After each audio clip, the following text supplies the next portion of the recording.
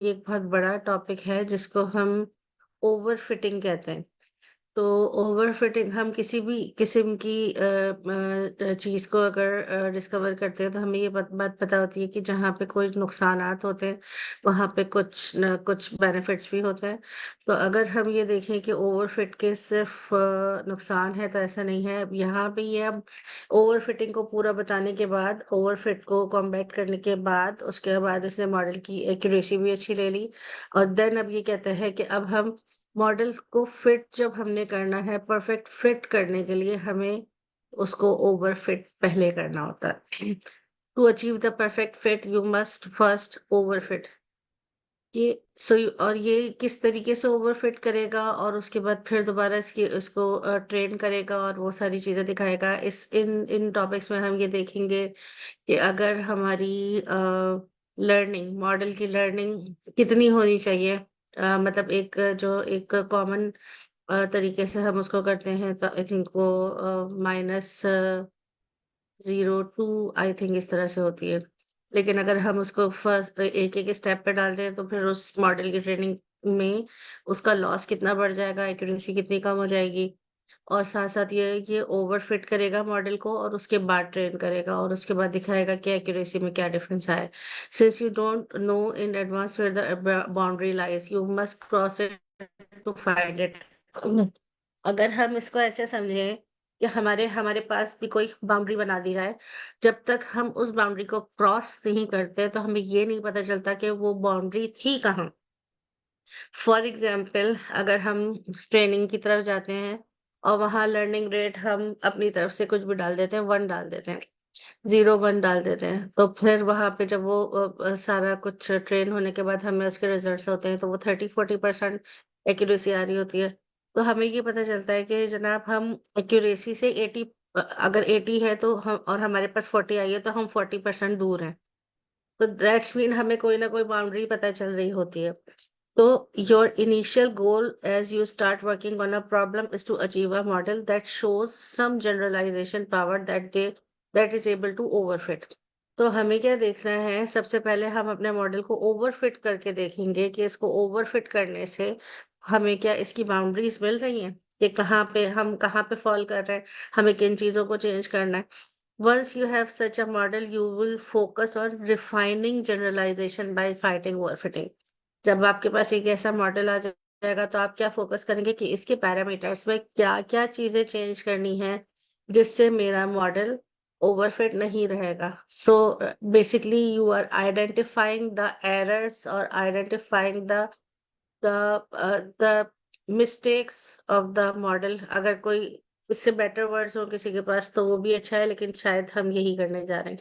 There are 3 common problems you will encounter at this stage. अब जो ये वाला काम करने के लिए हमारे पास 3 तरह की प्रॉब्लम्स होती हैं। क्या ट्रेनिंग, अच्छा, ट्रेनिंग के दौरान आपका लॉस नीचे जा रहा है कि नहीं जा रहा है। जब हमारी ट्रेनिंग हो रही होती है, तो क्या होता है कि शुरू में एक्यूरेसी कम होती है, लॉस ज़्यादा होता है। जैसे-जैसे ट्रेनिंग हमारी आगे जाती जाती है, हमारा लॉस कम होता जाता है, एक्यूरेसी बढ़ती जाती है। तो पहला प्रॉब्लम तो ये है कि आपका लॉस नीचे नहीं जा रहा। दूसरा problem, training gets started just fine but your model doesn't meaningfully generalise.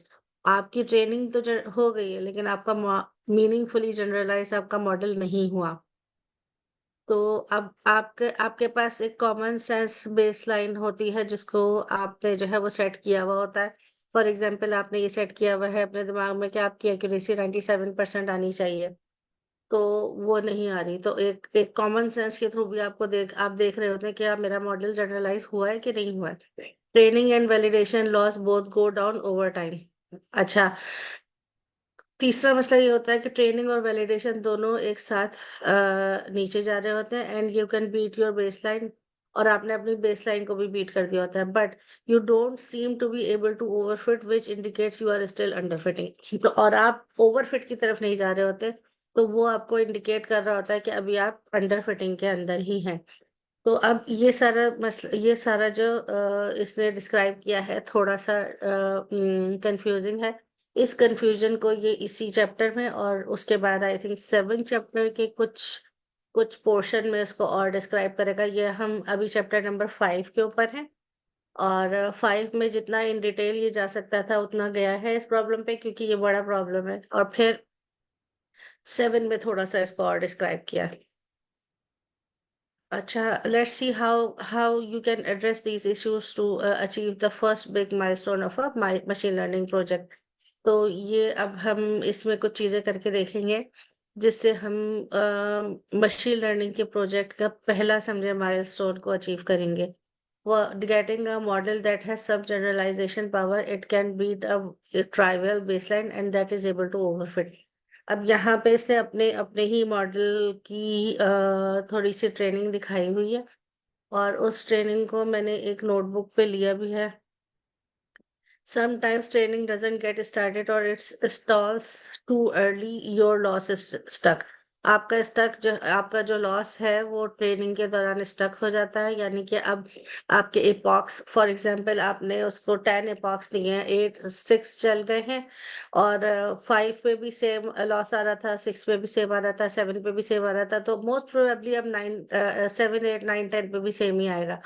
आपका जो लॉस वैल्यू नीचे नहीं जा रही। This is always something you can overcome. ये एक ऐसी चीज है जिसको आप ओवरकम कर सकते हैं।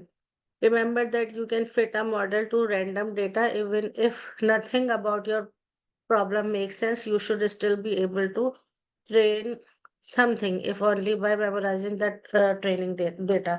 हम अक्सर ये चीज करते हैं कि मॉडल को चेक करने के लिए हम एक रैंडम डेटा ले लेते हैं, जिस जिस रैंडम डेटा के ऊपर हम अपने मॉडल को ट्रेन करके देख लेते हैं और उसके एक्चुअल रिजल्ट्स को हम देख सकते हैं।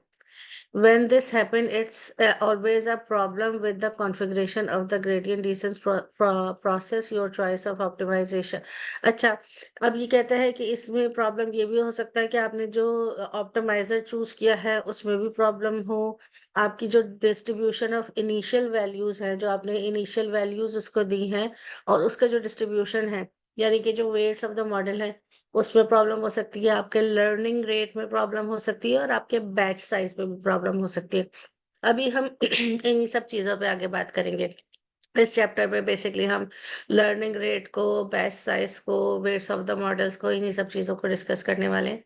All these parameters are independent. ये सारे पैरामीटर्स इंडिपेंडेंट काम कर रहे होते हैं। लर्निंग रेट अलग काम कर रहा है, बैच साइज की अलग एक बात है, and as such it is usually sufficient to tune the learning rate and the batch size while keeping the rest of the parameters constant. तो आपके लिए आप ये कर सकते हैं कि बाकी के आपके पैरामीटर्स जैसे काम कर रहे हैं उनको वैसे ही काम करने दें, और सिर्फ लर्निंग रेट को चेंज करके आप देख सकते हैं, बैच साइज को आप चेंज करके देख सकते हैं कि अब मेरा मॉडल जो ट्रेन हुआ तो ये क्या एक्यूरेसी दे रहा है। Let's look at the concrete example.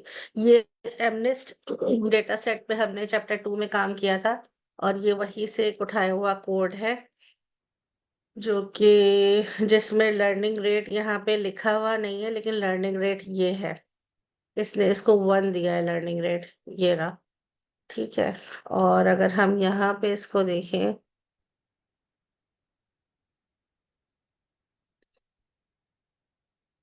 तो अच्छा, फिर मैं दोबारा बता दूं, ऑलवेज मैं क्लास में बताती हूँ और अभी फिर बता दूं कि ये कोड जो यहाँ पे बुक में है, बुक हमारी शेयर हुई हुई है, ये book I think 5 to 7 years पुरानी है। हालांकि ये इसका अपडेटेड वर्जन है जो हम पढ़ रहे हैं, लेकिन क्योंकि ये बुक बहुत अच्छी है और बहुत सारी चीज़ों को इसने कवर किया हुआ है, तो दैट्स वाई हम इसको देख रहे हैं। लेकिन ये वाला जो कोड है, इसको लिटिल चेंजेस के साथ मैंने अपने नोटबुक के ऊपर लिया है, क्योंकि इसमें इसके टेंसर फ्लो का वर्जन चेंज हो गया है, तो कोड में लिटिल चेंजेस आ गई। तो वो वाली नोटबुक जिसके अंदर बिल्कुल करेक्टली कोड चला हुआ है, रन हुआ हुआ है, वो मैंने यहाँ पे शेयर कर दिया। अब यहाँ पे सेम एज इट इज, यहाँ पे आप देख सकते हो लर्निंग रेट यहाँ पे क्या है, यहाँ पे आ रहा है 1, ये रहा। तो अब ये बता रहा है कि कौन सा डेटा सेट है, ये एमनेस का डेटा सेट है। चैप्टर 2 में इसकी डिस्क्रिप्शन सारी मौजूद है, और यहाँ पे इसने मॉडल ट्रेन करके देखा है, और मॉडल के ट्रेन करने के बाद इसकी एक्यूरेसी को देख लिया लर्निंग रेट 1 के साथ। तो एक्यूरेसी ऑलमोस्ट, वैलिडेशन एक्यूरेसी 22 है, और वैसे एक्यूरेसी इसकी 2353 है। ठीक है।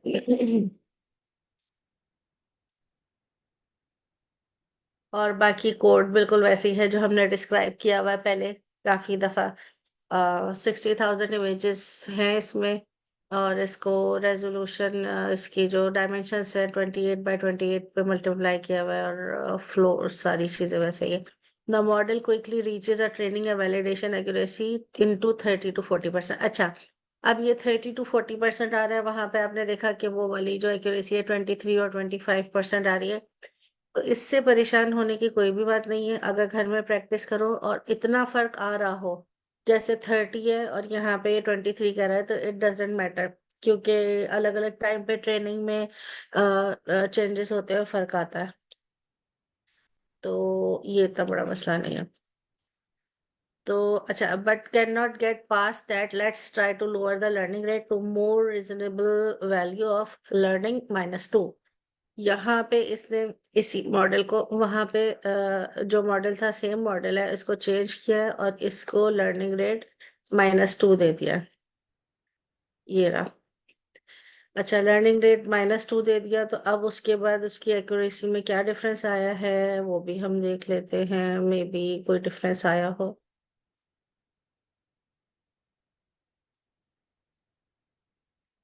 यहाँ पे एक्यूरेसी 99 बता रहा है, और वैलिडेशन एक्यूरेसी 97 बता रहा है। तो एक सिर्फ लर्निंग रेट चेंज करने से इतना फर्क पड़ जाता है। अच्छा, थोड़ा सा जब लर्निंग रेट को हम वहाँ डिस्कस कर रहे हैं, तो थोड़ा सा लर्निंग रेट को हम इन डिटेल देख लेते हैं।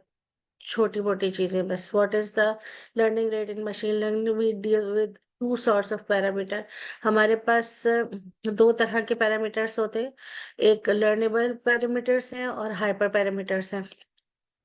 जो लर्नेबल पैरामीटर्स हैं, ये वो पैरामीटर्स हैं, ये लर्न करते हैं on their own during training on पर फॉर कोई भी डेटा सेट ले लें, उसमें ये खुद ब खुद जो है लर्निंग कर रहे होते हैं। हाइपर पैरामीटर्स क्या होते हैं? ये वो वेरिएबल होते हैं जो डेटा साइंटिस्ट प्रोवाइड करते हैं, जिसके अंदर कुछ प्रिसाइज वैल्यूज होती हैं, रेगुलेट एल्गोरिथम, जो एल्गोरिथम काम कर रहा है उसको रेगुलेट करने के लिए और मॉडिफाई करने के लिए, किसी भी मॉडल की परफॉर्मेंस को ये मॉडिफाई कर सकता है। The learning rate denoted by the symbol है। अच्छा, ठीक है। लर्निंग रेट इफेक्ट, ये इसके इफेक्ट्स को बता रहा है कि ये किस तरीके से इफेक्ट करता है। द रेट ऑफ लर्निंग और speed at which the model learns is controlled by the hyper parameter. अभी जो हमने बताया कि दो तरह के पैरामीटर्स होते हैं, एक लर्निंग मशीन लर्नेबल पैरामीटर्स जो खुद ब खुद लर्न कर रहे होते हैं, और दूसरा वो जो उसको सिखा रहे होते हैं। तो ये यही बता रहा है कि रेट ऑफ लर्निंग और उसकी स्पीड जो है कहाँ से कंट्रोल हो रही होती है? हाइपर पैरामीटर से कंट्रोल हो रही होती है। और ये रेगुलेट करता है अमाउंट ऑफ एलोकेटेड एरर। ये उन एरर्स को रेगुलेट कर रहा होता है जो मॉडल के वेट्स ट्रेनिंग के दरमियान जो है वो एरर क्रिएट कर रहे होते हैं, और उसको अपडेट करता है every time they are updated, such as the end of the each batch of training instances. और हर हर दफा अपडेट कर रहा होता है एंड ऑफ द, जैसे ही बैच खत्म होता है। अच्छा, बैच के बारे में हम पढ़ चुके हैं, लेकिन बैच के बारे में हम दोबारा भी पढ़ लेंगे कि बैच क्या होता है। The model will learn to best estimate the function given available sources. अच्छा, एक और चीज थी जो यहाँ पर।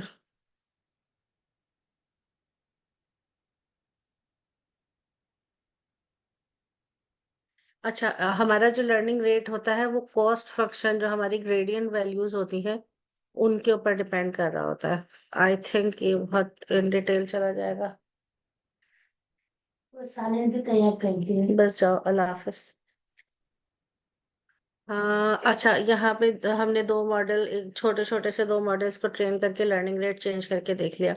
अब ये क्या कहते हैं कि the model is now able to train if you find yourself is the similar situation try.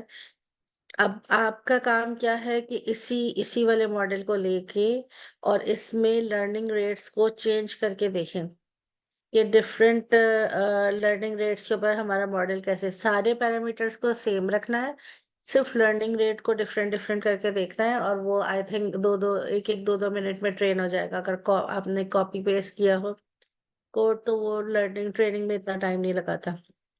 A learning rate that is too high may lead to update that vastly overshoot a proper fit, like in the proceeding example, and a preceding example, and a learning rate that is too low may make training so slow. अच्छा, अगर आपने learning, ये कहता है कि learning rate अगर आपने high रख दिया, जैसे हमने 1 रखा था पहले, जी एक टुकड़े हैं सही है। हमने अगर 1 रखा था तो हम उसको 2 या 3 कर दें, तो वो बहुत तेजी से आपका मॉडल ट्रेन हो जाएगा। लेकिन उससे क्या होगा कि वही हमारी एक्यूरेसी वहां 23 आई थी, तो शायद वो एक्यूरेसी माइनस समथिंग में चला जाए। और अगर आपने अपना -2 जो है, ये एक कॉमनली यूज होने वाला जो है वैल्यू है, जो हम अक्सर मॉडल्स में यूज करते हैं। लर्निंग रेट -0 2 है या -2 है, 1 मिनट रुक जाए। तो वो हम कॉमनली यूज करते हैं। अगर हम उसको -20 कर दें, लर्निंग रेट -20 कर दें, तो वो बहुत स्लो हो जाएगी उसकी ट्रेनिंग, और उसकी जो एक्यूरेसी है उसके ऊपर भी बहुत ज्यादा कोई फर्क नहीं पड़ेगा। Increasing the batch size will more simple will lead to gradients that is more informative and less noisy, lower variance। अच्छा, और अगर आप बैच साइजेस, हमारे पास for example 1 lakh pictures, 60,000 pictures का डेटा है, और यहाँ पे इसने बैच साइज दिया है 128, कि आप अपने डेटा को मुख्तलिफ बैचेस में एक एक बैच बना दे 128 सैंपल्स का। तो अगर बैच साइज आप क्या कह रहा है कि बढ़ा देते हैं, तो उससे क्या होगा कि ज्यादा ग्रेडियंट्स जो है वो जनरेट होंगे, और जो डेटा होगा वो क्या होगा, इंफॉर्मेटिव होगा, और उसमें नॉइस कम होगा। जो नॉइसी डेटा वही डेटा होता है जिसमें एरर्स होते हैं, सो उसकी जो वेरिएंस है वो लोअर हो जाएगी। Leveraging better architecture. अच्छा, और इसके अलावा क्या चीजें हैं जिनके ऊपर हमने फोकस करना है? You have a model that fit but some reason your validation metrics are not improving at all. अगर आप ये देखते हैं कि आपका मॉडल तो फिट है, लेकिन अब क्या है कि आपके जो वैलिडेशन मैट्रिक्स हैं वो इम्प्रूव नहीं कर रहे हैं, और तो आपको ये, अब आप ये सोचेंगे कि हो क्या रहा है। This is perhaps the worst machine learning situation you can find in yourself. ये एक ऐसी सिचुएशन होती है जिसको ऑथर कह रहा है कि ये वर्स्ट सिचुएशन है। It indicates that something is fundamentally wrong with your approach. आप, इसका मतलब है कि आपके मॉडल में ही कोई बहुत ऐसी प्रॉब्लम है कि जिसको नहीं होना चाहिए था, and it may not be easy to tell what. और ये कोई आसान बात भी नहीं है कि इसको ये कि ये है क्या। Here are some tips. तो आपको उसको आइडेंटिफाई करने के लिए क्या कर रहे हैं कि वो कह रहे हैं कि कुछ टिप्स हैं जिनको आप अ, कर सकते हैं। First, it may be that input data you are using simply doesn't contain sufficient information to predict your target। पहले तो ये हो सकता है कि जो आपका आपका डेटा है, या तो वो इतना छोटा है, या उसके अंदर इंफॉर्मेशन इतनी कम है कि वो उन टारगेट्स को प्रेडिक्ट नहीं कर पा रहा जिन टारगेट्स को प्रेडिक्ट होना चाहिए। The problem as formulated is not solvable। This is what happened earlier when we tried to fit an MNIST model where the labels were shuffled। अच्छा, हम बार बार नॉइजी डेटा की बात करते हैं। नॉइजी डेटा में एक बहुत कॉमन प्रॉब्लम ये होता है कि आपके आपके जो डेटा है उसके ऊपर प्रॉपर अगर लेबल्स नहीं लगे हुए हैं, या हमने खुद से उसको जो है वो चेक करने के लिए क्या किया था, उसके लेबल्स को शफल कर दिया था। कैट, फॉर एग्जांपल कैट्स और डॉग्स का अगर डेटा है, तो कैट वाले जो है डॉग्स के पास चले जाएं, कुछ चले जाएं कुछ ना जाए, और डॉग्स वाले कैट्स के पास आ रहे हैं, तो अब आपका डेटा नॉइजी हो गया। The model would train just fine but validation accuracy would stay stuck. उसमें भी ये होता है कि आपका मॉडल तो सही ट्रेन हो जाएगा, लेकिन जो वैलिडेशन की एक्यूरेसी है वो स्टक हो जाएगी 10% पे most probably, because it was plainly impossible to generalise with such a data set. क्योंकि ये इम्पॉसिबल है कि किसी भी मॉडल को आप जनरलाइज कर पाए इस तरह के डेटा सेट के साथ जो इतना नॉइजी हो, ये उसके लेवल इधर उधर हो गए। It may also be that the kind of model you are using. अब ये इसको समझने के लिए सीधी सी बात ये है कि मॉडल ने तो ये देख लिया कि under the tag of cat dogs पड़े हुए हैं, और कहीं कहीं उन डॉग्स कहीं डॉग्स पड़े हैं, और उसी टैग के साथ या दूसरे टैग के साथ तो कहीं पे वो डॉग सचमुच डॉग है, कहीं पे नहीं है। तो ऐसे तो जो इंसान भी होगा तो वो कंफ्यूज हो जाएगा। तो फिर जब आप ये पूछेंगे टेस्टिंग के टाइम कि ये चीज क्या है, तो उसने डिफरेंट लेबल्स को उसके लिए जो है वो पहले से वो किया। अव्वल तो उसकी ट्रेनिंग ही खराब होगी, उसकी एक्यूरेसी ही सही नहीं आएगी। और वैलिडेशन इसके एक्यूरेसी पे वो स्टक हो जाएगा, और अगर किसी तरह कुछ हो भी जाए तो फिर वो ऑफ कोर्स वो बता ही तो सकता ही नहीं है कि है क्या ही। It may also be that the kind of model you are using is not suited the problem at the hand. हाँ, ये बहुत इंपॉर्टेंट बात है कि आपको आपके पास प्रॉब्लम आ जाती है, आपको ये पता करना है कि ये प्रॉब्लम है। अब आपने जो उसके लिए सोल्यूशन ढूंढा है, उस सोल्यूशन में आपने एक मॉडल ढूंढा है जो मॉडल अप्रोप्रिएट है ही नहीं उसके लिए। मतलब फॉर एग्जांपल हम ऐसे एक जनरल एग्जांपल ले लेते हैं कि अगर हमारी प्रॉब्लम रिलेटेड है बाइनरी क्लासिफिकेशन के साथ, और हमने मॉडल ले लिया है रिग्रेशन का, तो कैसे ट्रेन होगा? होगा ही नहीं ना।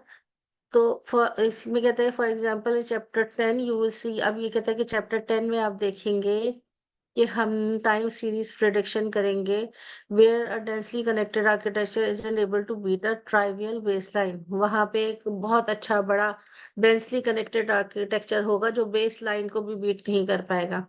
Where is a more appropriate recurrent architecture does manage to generalise well. और उसी उसी प्रॉब्लम के साथ अगर हम एक प्रॉपर आर्किटेक्चर लेंगे तो वो ऑफ कोर्स उसके साथ अच्छे से काम करेगा। Using a model that makes the right assumptions about the problem is essential to achieve generalisation. तो प्रॉपर मॉडल की सिलेक्शन जो है वो अच्छी assumptions की तरफ हमें लेके जाती है। You should leverage the right architecture. तो हमें राइट आर्किटेक्चर की तरफ जाना होगा। हमें पहले सबसे पहले तो आइडेंटिफाई करना होगा जो प्रॉब्लम हमारे पास आई है उसके लिए सोल्यूशन क्या है, और उस सोल्यूशन का आर्किटेक्चर क्या है। जैसे कि जब आप कोड कर रहे होते हो तो आपको कोई ये कहे कि ऐसा एक कोड बना दो कि जिसमें फॉर एग्जांपल घर में अगर प्लेटें खत्म हो जाए तो आपको एक इंडिकेशन आ जाए कि अब ये प्लेटें खत्म हो गई हैं।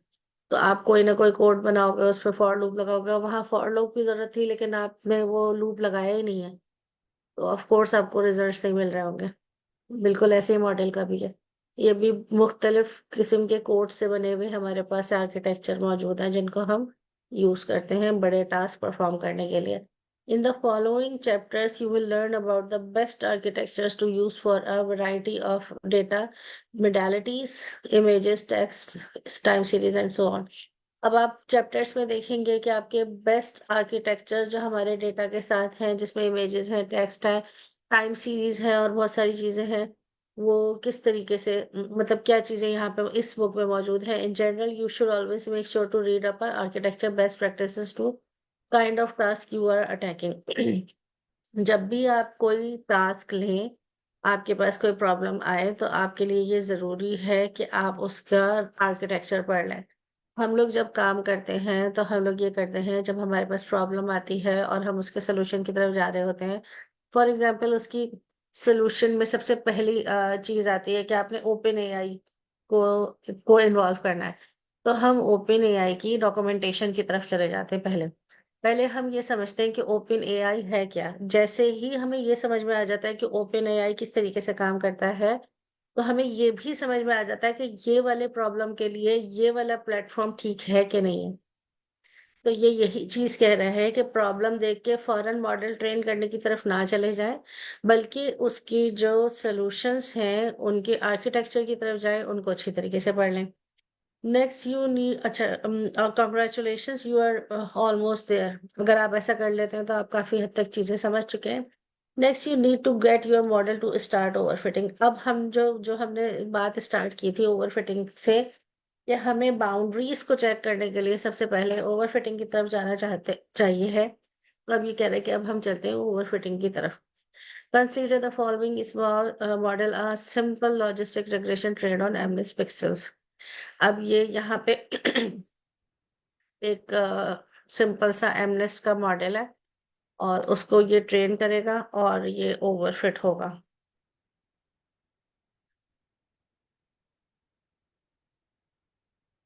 और इसको चेक करने के लिए इसने एक लाइक एक ग्राफ के थ्रू इसको दिखाया है। तो हम भी इसको देख लेते हैं कि कहाँ पे है। ये हमारा चैप्टर नंबर 5 है, ठीक है। अब यहाँ पे consider the following small model a simple logistic train on MNIST pixels. इसने इसको यहाँ पे ट्रेन कराया और ट्रेन कराने के बाद इसने अब ये देखा, इसको इसकी एक्यूरेसी देख रहे हैं, 93% आ रही है। वैलिडेशन एक्यूरेसी भी 93% आ रही है। लेकिन अब ये ओवरफिट है, ये कैसे पता चलेगा? क्योंकि एक अच्छे मॉडल की एक्यूरेसी भी 93 94% हो सकती है। तो उसको चेक करने के लिए क्या करेंगे कि इसकी ना एक इसको इसकी प्लॉटिंग करा देंगे। इसको प्लॉट करा रहे हैं, तो अब ये दिखा रहा है कि ये इसका लॉस कितना जा रहा है।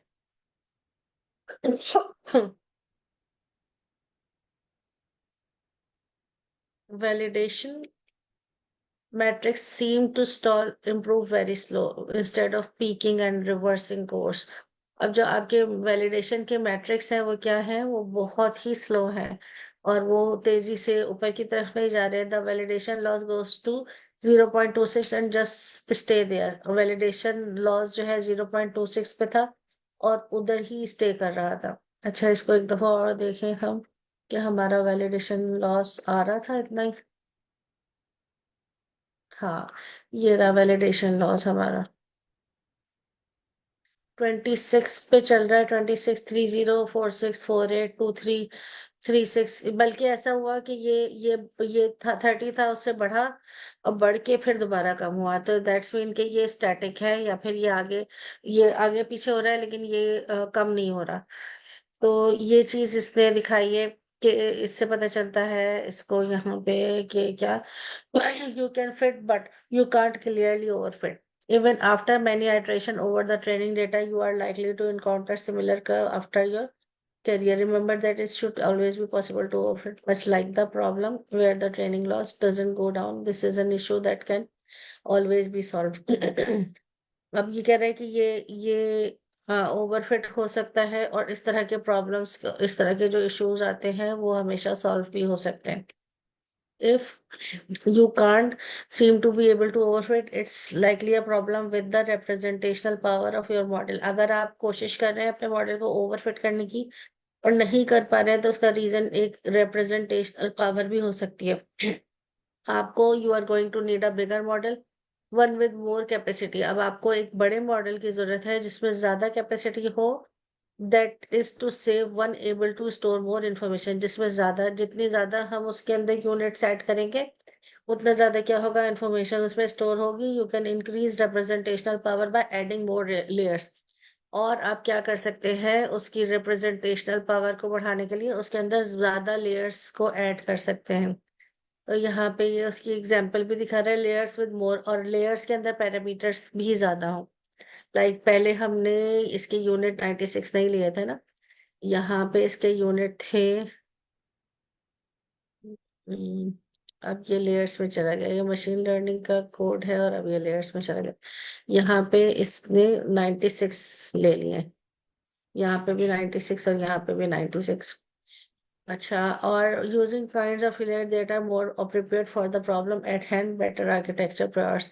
और इस प्रॉब्लम के हिसाब से ये वाला जो पैरामीटर्स हैं जो सेट किए हैं, ये कहता है ये बेहतर है। Let's try training a bigger model, one with two intermediate layers with 96 units each. अब कहता है कि इसको इस तरह से ट्रेन करें 96 यूनिट्स ईच के साथ।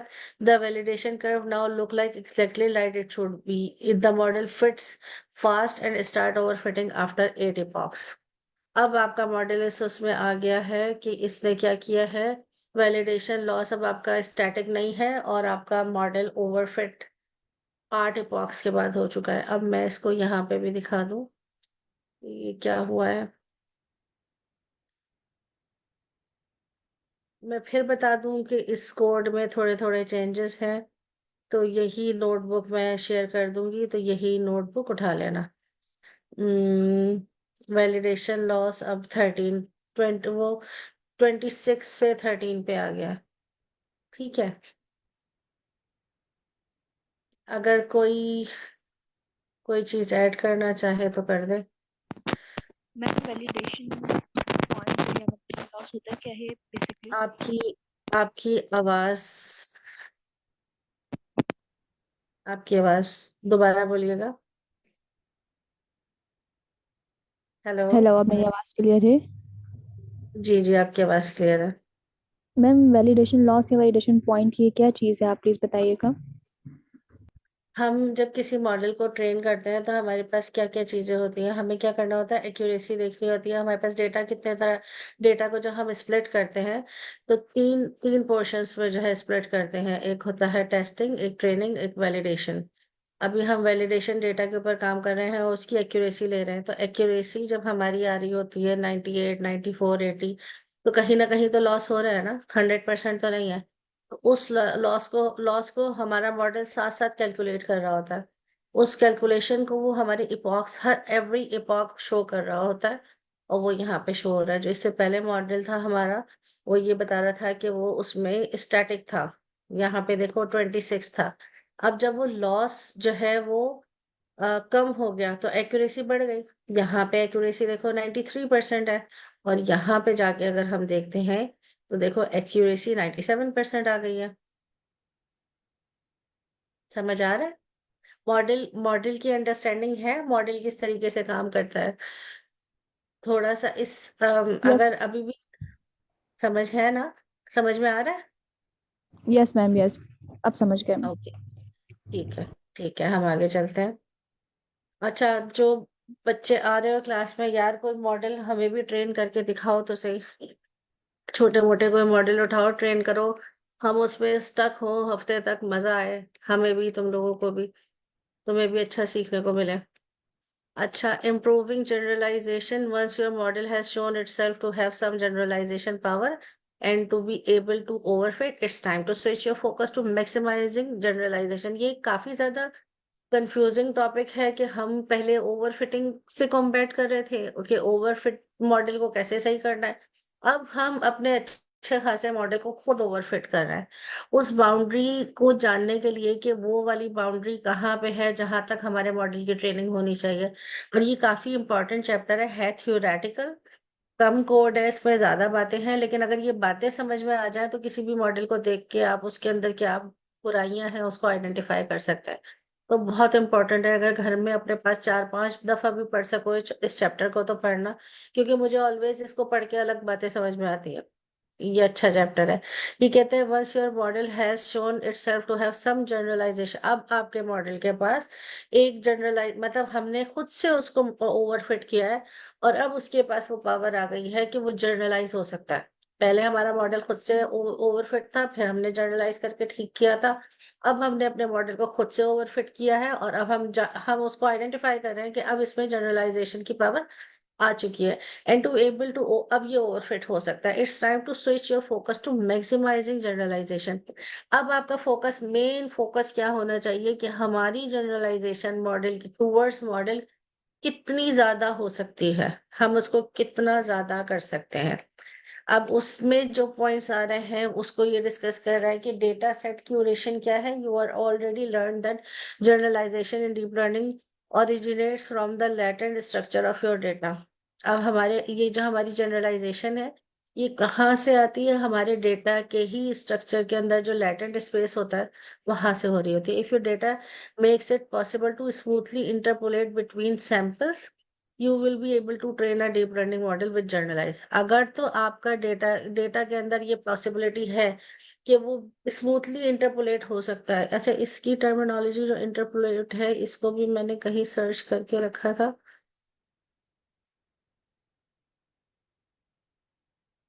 हम्म, अच्छा, ये इसमें भी अभी आगे भी थोड़ा सा और डिस्क्राइब करेगा तो इंटरपोलेट की जो हमें जो है टर्मिनोलॉजी और अच्छे से समझ में आ जाएगी। You will be able to train, अच्छा अब आपका जो डेटा है उसके अंदर ही वो चीजें मौजूद हैं जिसके थ्रू आप जर्नलाइज कर रहे होते हैं। वो इंटरपोलेट कर रहा होता है सैंपल्स के दरमियान। सैंपल्स क्या है? सैंपल्स हमारे डेटा है, डेटा डिफरेंट डेटा जो पड़ा है। यू विल, अब आप जो है एक मॉडल को, डीप लर्निंग मॉडल को जर्नलाइज कर सकते हैं। If your problem is overly noisy or fundamentally discrete, like say list sorting, deep learning will not help you. Deep learning is curve fitting, not magic. अगर तो आपका data बहुत ही ज्यादा noisy है और बहुत ही डिस्क्रीट है तो डीप लर्निंग जो है वो एक कर्व फिटिंग के ऊपर काम करता है, लेकिन ये बहरहाल ये मैजिक नहीं है। जब तक जिस तरह से अगर आपको कहें आप कोई फूड को बनाओ, तो अगर आपका जो जो आपकी प्रोडक्ट है जो आप यूज कर रहे हो, अगर वो दाल खराब है, उसमें कीड़े पड़े हुए हैं, गोश्त खराब है जो सड़ा हुआ है, तो आप ये कर ही नहीं सकते कि आपके जो आउटकम है वो अच्छा है या वो देखने में भी खूबसूरत हो। तो ये बिल्कुल इसी तरीके से डेटा अगर आपके पास क्लीन नहीं है, नॉइजी है, तो आपका डीप लर्निंग का मॉडल भाई आप एक ही एग्जाम्पल से समझ में आ जाता है ना कि अगर डेटा के ऊपर लेबलिंग ही सही नहीं हुई हुई तो क्या प्रेडिक्ट करेगा वो। As such, it is essential that you make sure that you are working with an appropriate data set. तो फिर आप ये make sure कर लें कि आपका जो डेटा है appropriate होना चाहिए और आपने जो पहली एफर्ट करनी है वो किसके ऊपर करनी है, अपने डेटा के ऊपर। कि आपको अगर बेटर मॉडल डेवलप करना है, बेटर मॉडल ट्रेन करना है, तो आपका डेटा जो है वो बड़ा क्लीन और जो है वो वैसा होना चाहिए जैसा मॉडल की डिमांड है। फिर इसमें 3-4 पॉइंट्स है। Make sure you have enough data. सबसे पहले तो आपके पास इनफ डेटा है, इतना डेटा है कि उसकी जो लर्निंग है वो प्रॉपर हो जाए। किसी भी बच्चे को आप 2 या 3 तस्वीरें दिखा के उसके बाद उससे पूछें कि आप दुनिया की कहीं से भी कोई बिल्ली उठा के ले आए कि ये बिल्ली है, तो वो कभी तो कंफ्यूज होगा कि नहीं यार, शायद बिल्ली है या शायद कोई और ये जानवर हो।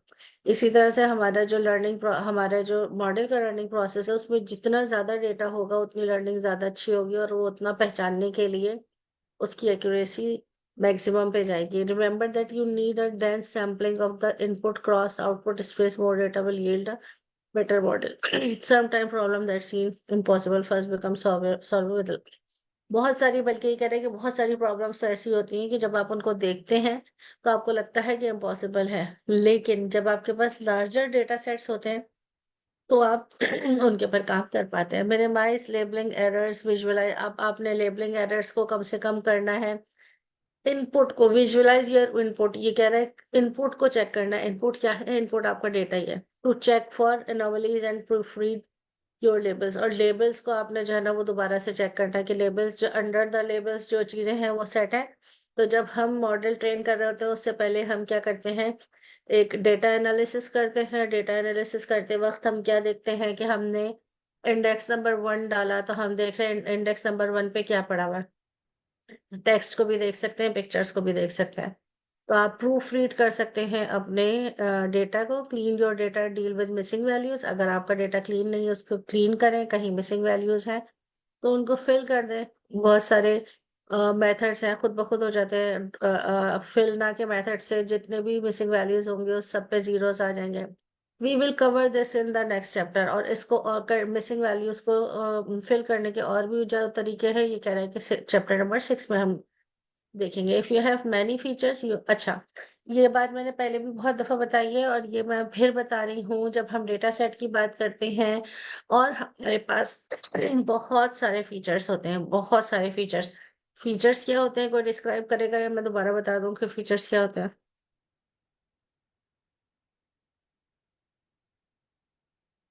अगर हमारे पास कोई टेक्सचुअल डेटा सेट है और टेक्सचुअल डेटा सेट किसी कंपनी की और किसी ऑर्गेनाइजेशन के एम्प्लॉयज के बारे में है, फॉर एग्जांपल उसका नाम है, एजुकेशन है, एज है, डेट ऑफ एम्प्लॉयमेंट है और ये सारी चीजें। अब उन फीचर्स में अगर कहीं पे ये आता है फॉर एग्जांपल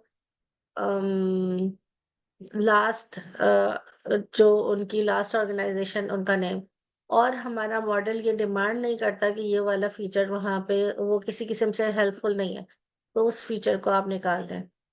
उस फीचर को निकाल देने से उसका एक तो सबसे पहला जो बेनिफिट होता है वो ये होता है कि हमारे पास डेटा सेट छोटा हो जाता है, इररेलेवेंट इंफॉर्मेशन हट जाती है, तो जो हमारा मॉडल ट्रेन होता है तो सिर्फ रेलेवेंस की तरफ जाता है। अब आप में से कोई शायद ये सोच रहा हो कि अभी तो आप कह रहे थे बड़ा डेटा सेट हो, तो बड़ा डेटा सेट जरूर हो लेकिन रेलेवेंट इंफॉर्मेशन का डेटा सेट हो। इररेलेवेंट चीजें अगर आप डालेंगे तो क्या होगा, मॉडल ट्रेन देर से होगा और क्या होगा, अच्छा भी ट्रेन नहीं होगा क्योंकि उसको तो रेलेवेंट इन्फॉर्मेशन मिली ही नहीं। आप अगर आपको मैं ये कहूँ कि मैं डॉग्स की पिक्चर दिखाई जा रही हूँ और डॉग्स को दिखाने के बाद या डॉग्स, कैट्स और हॉर्सेस का दिखा रहा हूँ और पूछ मैं सिर्फ कैट कर रही हूँ, तो फिर आप नहीं सोचेंगे कि यार ये हॉर्स वाले को तो अगर हम जरा अगर डिलीट कर दें तो ज्यादा बेहतर ट्रेनिंग हो सकती है, जल्दी भी हो सकती है। तो हमें डेटा जरूर चाहिए लेकिन रेलिवेंट चाहिए। You are not sure which one actually useful, do feature selection. और अगर इसमें आपको ये लगता है कि सचमुच समझ में नहीं आ रहा होता कि कौन से फीचर को हम हटा सकते हैं, कौन से चीज को हम इसमें से हटा सकते हैं, तो हम फीचर सिलेक्शन के थ्रू इसको कर सकते हैं। हम फीचर सिलेक्शन भी पढ़ेंगे आगे। A particularly important way to improve the generalization potential of your data is feature engineering. अगर आप आपके लिए एक चीज बहुत इंपॉर्टेंट है, अगर आप अपने मॉडल को की जनरलाइजेशन को इम्प्रूव करना चाहते हैं, तो feature engineering is most important thing for most machine learning problem. Feature engineering is a key to ingredients of for success. बहुत सारे बहुत सारे मशीन लर्निंग के प्रॉब्लम्स में जो फीचर इंजीनियरिंग के थ्रू ही आप एक सक्सेस को रीच कर सकते हैं। और फिर हम अब इसकी तरफ जाते हैं कि फीचर इंजीनियरिंग है क्या। अच्छा फीचर इंजीनियरिंग ये प्रोसेस है जिसमें हम इसकी ओन नॉलेज जो डेटा के मुतालिक होती है and about the machine learning algorithm in this case to make the algorithm work better by applying hard-coded non-learned transformations to the data before it goes into the model. Model के अंदर data को जाने से पहले ये identify कर लेता है कि इस मशीन लर्निंग के एल्गोरिथम में और इस डेटा में कौन से फीचर्स ऐसे हैं जो कि इसके लिए यूजफुल हो सकते हैं। In many cases, it isn't reasonable to expect a machine learning model to be able to learn from completely arbitrary data। तो ये बहुत सारे मॉडल्स में ये पॉसिबल नहीं होता कि बिल्कुल ऐसे ही एक रैंडम डेटा हो जिससे जो है ना मशीन लर्निंग का मॉडल पूरी लर्निंग कर ले। The data needs to be presented to the model in a way. हमें डेटा को ऐसे वे में प्रेजेंट करना होता है मॉडल को ताकि मॉडल का काम आसान हो सके। Let's look at the intuitive example. Suppose you are trying to develop a model that can take as input in an image of a clock and output at the time of the day. अब आपके पास एक काम है, for example आपको एक ऐसा model बनाना है जिसमें आपने दो पिक्चर्स, जिसमें आप क्लॉक की पिक्चर्स लें और उसमें आप टाइम का बताएं कि आउटकम ये हो कि ये टाइम का बता दे कि अभी क्या टाइम हुआ है। If you choose the raw pixel of the image as input data, you have a difficult machine learning problem in on your hand. You will need a convolutional neural network to solve it, and you will have to expend quite a bit of computational resources to train the network. अगर तो आप इसके pixels को read करते हैं जिस तरीके से कन्वोल्यूशनल न्यूरल नेटवर्क करता है इसको सॉल्व करने के लिए, तो उस ये छोटे से टास्क के लिए आपको बहुत सारी कंप्यूटेशनल रिसोर्सेज चाहिए हो सकती है। But if you have already understand the problem at a high level, you understand how human read time on a clock face। अगर हम इसको इस तरह से एग्जाम्पल को इस तरह से देखें कि जैसे कि एक इंसान घड़ी में टाइम को देखता है, you can come up with much better input features for a machine learning algorithm. तो आप बेटर इनपुट फीचर्स की तरफ आ सकते हैं, जैसे कि it's easy to write a 5 line Python script to follow the black pixels of the clock hands and output the XY। जैसे कि अगर हम पाइथन की 5 लाइन्स का एक कोड लिख दें जिसमें वो ये सिर्फ आइडेंटिफाई करता हो कि यहाँ पे सिर्फ तुमने ब्लैक पिक्सल्स को रीड करना है, क्योंकि ब्लैक पिक्सल से ही वो घड़ी बनी हुई है। वहां पे जो पिक्चर है उसमें ब्लैक ब्लैक कलर से घड़ी बनी हुई है, तो वो सिर्फ ब्लैक पिक्सेल्स को रीड कर ले। XY coordinates of the tip of the each hand, then a simple machine learning algorithm can learn to associate these coordinates with the appropriate time of the day। तो आपका machine learning model या algorithm उसको read कर सकता है। You can go even further, आप इससे भी आगे जा सकते हैं। Do a coordinate change and express the XY coordinates और polar with regard to the centre of the image. अब आप इन कोऑर्डिनेट्स को सेंटर ऑफ द इमेज पे ले जाएं। You input will become the angle theta to each clock hand at this point your features are making the that's the essence of feature. तो ये बता रहा है कि आपके पास अगर छोटे कोई प्रॉब्लम्स होते हैं, उनको देखने के लिए आपको जरूरी नहीं है कि आप एक बड़े मॉडल की तरफ जाएं, बल्कि कोई छोटी सी चीज कर सकते हैं। फीचर इंजीनियरिंग सिमिलरली इसी तरीके का काम करती है हमारे मॉडल के अंदर। Make the latent manifolds both simpler doing. अच्छा, डीप लर्निंग से पहले फीचर इंजीनियरिंग कहाँ पे यूज होती थी? ये मशीन लर्निंग का बहुत इंपॉर्टेंट पार्ट था। वर्कफ्लो, इसकी learning workflow, because classical shallow algorithm did not have hypothesis spaces rich enough to learn. Hypothesis spaces जिनके बारे में हमने पहले बात की थी, जहाँ पे हमारी जनरलाइजेशन का प्रोसेस हो रहा होता है, वो जब हमारे पास मशीन लर्निंग के मॉडल ट्रेन होते थे वहां पे इसके चांसेस कम होते थे क्योंकि वहां पे इतना स्पेस इतना रिच नहीं होता था. The way you present the data to the algorithm was absolutely critical to its success. और जब हम डेटा को प्रेजेंट करते थे एल्गोरिथम में तो वो काफी क्रिटिकल होता था उसका सक्सेस होना. For instance before convolutional neural network become successful on the average. अच्छा, अब ये क्योंकि हमारे पास जब ये उसके ऊपर डीप लर्निंग के ऊपर चला गया तो हमारी जो सक्सेस जो है वो किसके ऊपर डिपेंड करने लगी कि कितनी नंबर ऑफ लूप्स जो है कितने टाइम उसका उस वो जो है वो डिजिट इमेज वो चला है. The height of each digit in an image histogram of pixel values and so on.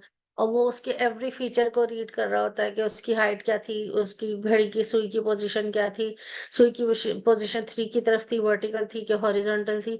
Fortunately, modern deep learning removes the need for most feature engineering. लेकिन अब खुशकिस्मती से जो मॉडर्न डीप लर्निंग है इसने बहुत सारे फीचर्स को रिमूव कर दिया because neural network are capable of automatically extracting useful features. क्योंकि अब ये प्रॉब्लम इसलिए नहीं होती कि मॉडल हमारा जो न्यूरल नेटवर्क है वो क्या ऑटोमेटिकली एक्सट्रैक्ट करता है उन फीचर्स को जो जरूरी होते हैं और रॉ डेटा में से ले लेता है. Does this mean you don't have to worry about feature engineering as long as you are using deep neural networks? No, for two reasons. लेकिन क्या हम ये कह सकते हैं कि अब ये जब सारा काम खुद ही कर लेता है तो अब हमें किसी चीज की फिक्र करने की जरूरत नहीं है? नहीं, ऐसा नहीं है. उसके दो रीजंस हैं. Good features still allow you to solve problem more elegantly while using fewer resources. आप बहुत रॉ डेटा ले लें और बहुत बड़ा उसको बहुत ही बड़ा कर लें तो क्या होगा आपके रिसोर्सेज कंप्यूटेशनल पावर ज्यादा लग रही होगी, टाइम ज्यादा लग रहा होगा, रिसोर्सेज ज्यादा लग रहे होंगे. For example it would be ridiculous to solve problem of reading a clock face using a convolution. इसी लेकिन इसी तरीके से जैसे कि हमने अभी बात की कि ये कितना एक न्यूरल नेटवर्क के थ्रू कन्वोल्यूशनल न्यूरल नेटवर्क के थ्रू अगर आप रीडिंग करेंगे क्लॉक की तो वो काफी प्रॉब्लमेटिक बात ही है. Good features let you solve a problem with far less data. जो अच्छे फीचर्स होंगे तो छोटे डेटा के ऊपर भी अच्छा काम हो सकता है. The ability of deep learning models to learn features on their own relies on having lots of training data available. If you have only a few samples, the informative value in their features become critical. लेकिन एक तो ये बात है, लेकिन ये बात भी है कि अगर आपके आपके पास डेटा कम होता है या छोटा होता है तो आपकी ट्रेनिंग जो है वो मुश्किल हो जाती है. इसके लिए हमने वो भी पढ़ा था. एक प्रोसेस होता है ऑगमेंटेशन का, लेकिन खैर वो यहाँ पे रेलेवेंट नहीं है. यूजिंग अर्ली स्टॉपिंग ये भी एक चीज है कि अगर आपके एपॉक्स ये पूरा इसमें बस यही बताया कि अगर आपके एपॉक्स रन कर रहे हैं और आपने 100 एपॉक्स पे लगा दिया उसको और 80 या 70 में आपको लगता है कि यहाँ पे लर्निंग हो चुकी है, एक्यूरेसी भी 97 आ चुकी है और बाकी सारी चीजें भी सही है, वैलिडेशन लॉस वगैरह भी ठीक आ रहा है, तो फिर क्या है कि आप उसको जो है वो खुद भी रोक सकते हैं. The over parameterization is not an issue because you never fully fit a deep learning model. आप उसको पूरा फिट हो मतलब पूरा उसको रन करने से पहले उसको रोक सकते हैं. Such a fit wouldn't generalise at all. You will always interrupt training long before you have reached to minimum possible training loss. जहां पे भी आपका ट्रेनिंग लॉस मिनिमम पॉसिबल हो कि ये मिनिमम आ गया है तो वहां पे आप ट्रेनिंग को रोक सकते हैं.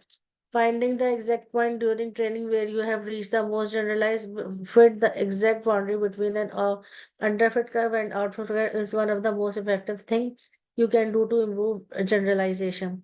आपने आइडेंटिफाई करना है कि जो अंडरफिट कर्व है और ओवरफिट जो कर्व है उसके बीच में किस जगह मॉडल को रोकना है. अच्छा, ये सारी चीजें प्रैक्टिस से ही आएंगी. ये जितना भी हम थ्योरी की तरफ जाएंगे ये कंफ्यूजन होगी. जैसे अभी जो प्रैक्टिस मैंने दिखाई है यहाँ पे, इसको प्रैक्टिस करके देखोगे तो खुद ही आइडिया होगा कि इपॉक्स कैसे रन हो रहे हैं और इसके इसके रन होने से कौन से चेंजेस करने से कहाँ पे किस तरीके से चेंजेस आ रहे हैं, मॉडल की एक्यूरेसी क्या आ रही है. तो फिर उससे ये होगा कि फिर जब हम समझने लगेंगे तो हमें ये खुद पता चलना शुरू हो जाएगा कि ये मॉडल मॉडल ओवरफिट है या अंडरफिट है या ये बिल्कुल बेस्ट फिट है. मैं यहाँ पे भी इसको शेयर कर रही हूँ और फिर मैं क्लास के बाद वहाँ पे भी शेयर कर दूंगी. यह इसको थोड़ा सा प्रैक्टिस कर लेना तो फिर चीजें और ज्यादा क्लियर हो जाएंगी, लेकिन थोड़ा ज्यादा प्रैक्टिस करना, बार बार इसको चला के अलग अलग पैरामीटर्स में चेंज करके देखना कि क्या रिजल्ट्स आ रहे हैं। In the example in the previous chapter, we would start by training our models by longer than needed to figure out the number of epochs that yielded the best validation. जो पिछले वाले models है उसमें हमने उन models को पूरी तरीके से ही चलने दिया था, and then we would retrain a new model for exactly the number of epochs, क्योंकि वहां पे एक स्टैंडर्ड सेट हुआ है। वो मॉडल हमारे जो है वो प्रैक्टिस के लिए है, तो वहां पे स्टैंडर्ड सेट किया हुआ है कि इतने ही इपॉक्स होंगे तो ये वाली एक्यूरेसी आ जाएगी, बच्चों को सीखने के लिए मिलेगा। लेकिन जब एक्चुअल वर्ल्ड में काम कर रहे होंगे तो इपॉक्स हम खुद भी डिसाइड कर सकते हैं। समटाइम्स हमको प्री ट्रेन मॉडल बिल्कुल एज इट इज वही मिल जाते हैं जो मॉडल्स हम लोगों को जरूरत होते हैं, लेकिन समटाइम्स हम लोग उसको खुद भी ट्रेन कर रहे होते हैं। और समटाइम्स मॉडल मिले होते हैं लेकिन उसमें इपॉक्स, उसके पैरामीटर्स और हाइपर पैरामीटर्स को चेंज करके हम डिजायर्ड रिजल्ट्स ले सकते हैं। वो जिसने ट्रेन किया होता है उसके हिसाब से सही होता है, लेकिन हमारे हिसाब से नहीं होता। तो हमें ये सारी चीजें पता होनी चाहिए कि किस तरीके से हम उसको रन करेंगे तो क्या किस किस तरह के आउटकम आ सकते हैं। This is pretty standard but it requires you to do redundant work which can sometimes be expensive. तो लेकिन ये एक स्टैंडर्ड चीजें हमने इन्होंने बता दी है, लेकिन क्या अगर हम बिल्कुल इसी को फॉलो करते हैं, एक तो हम बिल्कुल लकीर के फकीर हो जाएंगे, हम फिर उसी के ऊपर काम कर रहे होंगे। और दूसरा फिर ये कि जहाँ पे जरूरत नहीं होगी वहां पे यूज कर रहे होंगे तो वो हमें एक्सपेंसिव पड़ेगा। Naturally, you could just save your model at the end of each epoch. And once you have found the best epoch, reuse the closest saved model you have. And carriage is typical to do with the early stopping callback. अच्छा, ये कह रहे हैं यही वाला जो सारा concept है इसको हम कहते हैं अर्ली स्टॉपिंग कॉल बैक, जहां पे हम इंटरप्ट कर देते हैं अपनी ट्रेनिंग को वैलिडेशन मैट्रिक्स जब हमारे मतलब के आ रहे होते हैं। लेकिन यहाँ पे इसने कहा कि मैं इसकी एग्जांपल नहीं दे रहा हूँ, इसको ज्यादा डिटेल में नहीं बता रहा हूँ। इसको हम, क्योंकि फिर ये टॉपिक से हम हट जाएंगे, इसको हम चैप्टर नंबर 7 में देखेंगे।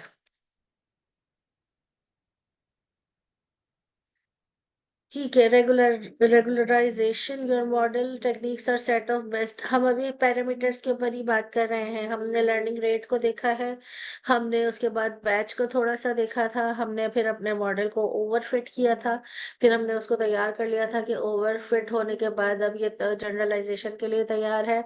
लेकिन जनरलाइजेशन के लिए जब तैयार किया था उसके बाद हमने कुछ नहीं किया, अब हम उसकी थ्योरी ही पढ़ रहे हैं। तो अब ये बता रहे हैं कि रेगुलराइजेशन टेक्निक क्या है, ये बेस्ट प्रैक्टिस है किसी भी मॉडल की एबिलिटी को कि ये फिट परफेक्टली फिट है ट्रेनिंग डेटा के साथ, उसको चेक करने के लिए, with the goal of making the model perform better during validation.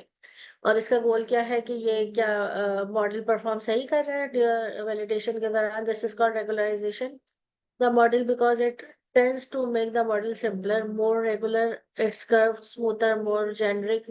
Thus, it is less specific to training set and better able to generalize by a more closely approximate. इस ये regularisation जो होती है model की, या model को क्या क्या बनाती है, ये ज्यादा जेनरिक होता है, इसका कर्व स्मूथर होता है और ये ट्रेनिंग डेटा के ऊपर बेटर वे में जनरलाइज होता है। Keep in mind that regularization a model is a process that should always be guided by an accurate evolution process. You will only achieve regularization if you can measure it. अब आपको regularisation सिर्फ उसी वक्त मिल सकती है जब आपने उसको मेजर किया हुआ हो। तो हम क्या करेंगे, हम कुछ कॉमन टेक्निक्स देखेंगे कि हम रेगुलराइजेशन टेक्निक्स को किस तरीके से यूज करते हैं, अप्लाई करते हैं in practice and improve the movie classification model for chapter. अब हमने क्या किया था, हमने जो पहले वाले सारे हमारे पास मॉडल्स थे जिनके ऊपर हमने पहले काम किया हुआ है, उन्हीं मॉडल्स को उठा उठा के हम किसी के ऊपर रेगुलराइजेशन लगा रहे हैं, किसी के ऊपर हम जनरलाइज कर रहे हैं, किसी को हम ओवरफिट कर रहे हैं। तो अब हमने एक मॉडल ट्रेन किया था जो हमारे पास 7 PM वाली क्लास में पीछे कहीं पड़ा हुआ होगा। ये कौन सा मॉडल था, ये मॉडल था मूवी क्लासिफिकेशन का, जिसके अंदर हमने सेंटिमेंट एनालिसिस किया था। सेंटिमेंट एनालिसिस में हमने ये देखा था, रिव्यूज देखे थे कि रिव्यूज पॉजिटिव है या नेगेटिव है।